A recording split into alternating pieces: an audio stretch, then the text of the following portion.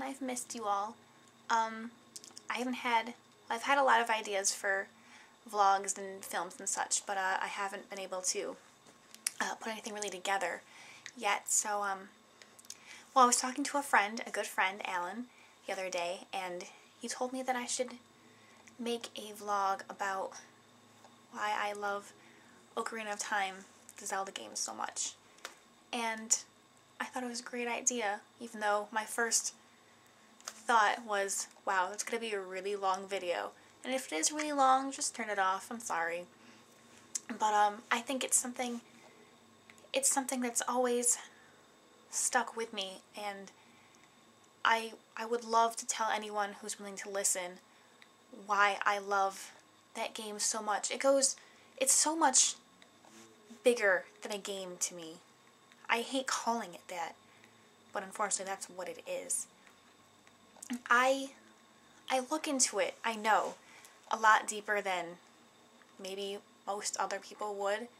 It's just a game that they play. Yeah, I'm stuck at this part, I don't know what to do.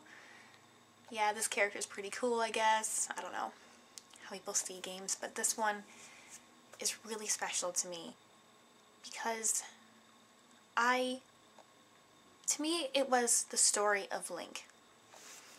You follow him through his life until he's like, he's 10, from what I believe and what I've read in certain places. He grows up in Kikori Forest with other Kikori beings. The Kikori are people, but they don't get any older. They don't get any bigger. They're like an elven race.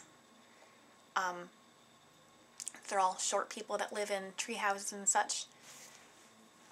Link grows up thinking that he is a Kikori because they took him in and that's all he knows.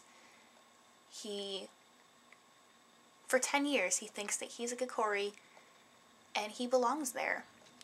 Even though he does question the fact that he is slightly different than everyone else in the fact that they all have a fairy companion. And Link doesn't have one, and sometimes he gets made fun of, which is really hard. I mean, of course, we've all been made fun of when we're young, and it hurts. We grow up to, say whatever, but at the time it hurts to be the only person out of your community that stands out. But he was raised by a tree. Well, he's a talking tree, a very spiritual, very wise talking tree, which I think is really interesting. I think trees are very old and very ancient, and if they could talk, I'm sure they could tell us lots of things. But I'm going off. So he grows up thinking that he belongs here, except for the fact that he doesn't have a fairy, until one day his whole life changes. He gets visited by a fairy, Navi, or Navy, whatever you guys say. I say Navi, or Navy.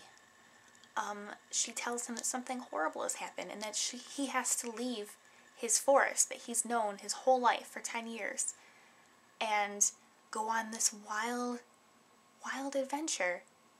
And,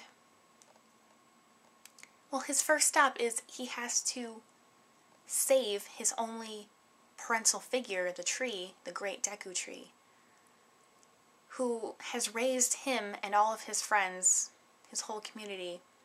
He's chosen to save him, and after his long and gruesome battle, fighting all these strange things that he's never ever had to do before, he finally beats the curse that is laid upon the Deku tree, and he goes to say, "Hey, I saved you." And the great Deku tree, his father, his parent, his guardian, says, "You put great effort forth, but unfortunately I was doomed to begin with." And Link then watches his only parental figure die, wither in front of him. And that's hard.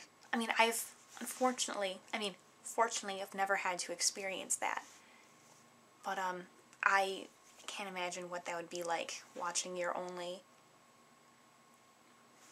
guardian, your parent, your father, your mother die and fade out in front of you.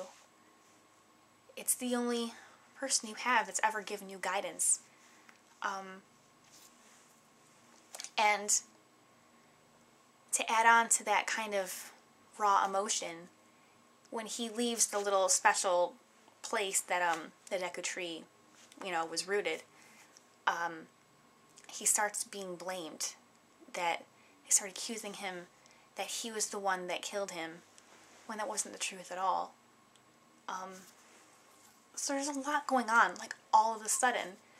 All he had to deal with was Mido, the guy that made fun of him the most, that he didn't have a fairy. And now, not only did he watch his only parent figure die, he's being blamed for his death. And then he has to leave his forest, the only place he's ever known, and go out into the rest of the world that he never even knew existed. To go on some wacky adventure that he has no idea what is going on. I don't know, I know he's just a video game character, but that's what I see. Throughout the game, he learns that he's not a Kikori at all. He grows up, he becomes a man. He goes 7 years into the future, and he is a grown man. Who's still very lost, I would imagine, because he was only 10 when